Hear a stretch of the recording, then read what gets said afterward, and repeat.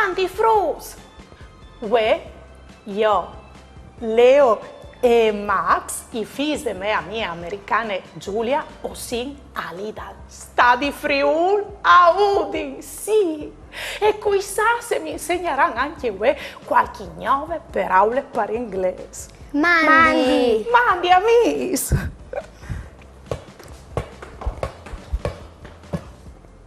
C'è pure lo scozzese a giocare di ballone. Yes, we're really good.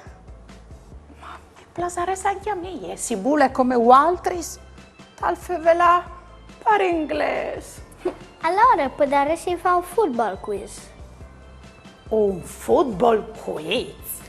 Sì, football è le parole inglese per di gioco di ballone e quiz è un gioco di domande. No, ho disegno una parole per inglese e tu hai di capire che vuol dire. Ma non stavi a pensare, ti dare in qualche indizio per aiutarti?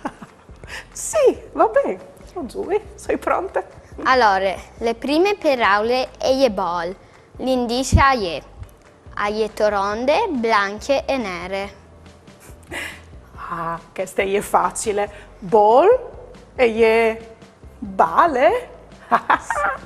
Le seconde parole è player, l'indizio è ogni partita attacca con 11 players.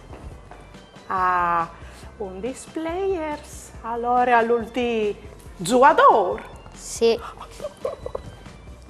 Le terze parole è referee, l'indizio è al civile perché il gioco al finisce.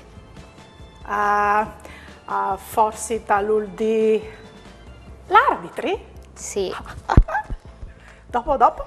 Le quarte parole è whistle, l'indizio è al serve all'arbitro per civilà. Ah, facile. Il civilotto?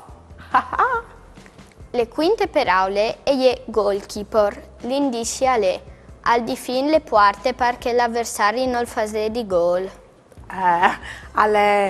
Il portiere? Sì. Le seste parole è fan, l'indizio è al svintule una sciarpe come queste. Facile. Tifoso. Sì, come sei tu pronta a giocare di ballone con noi? Let's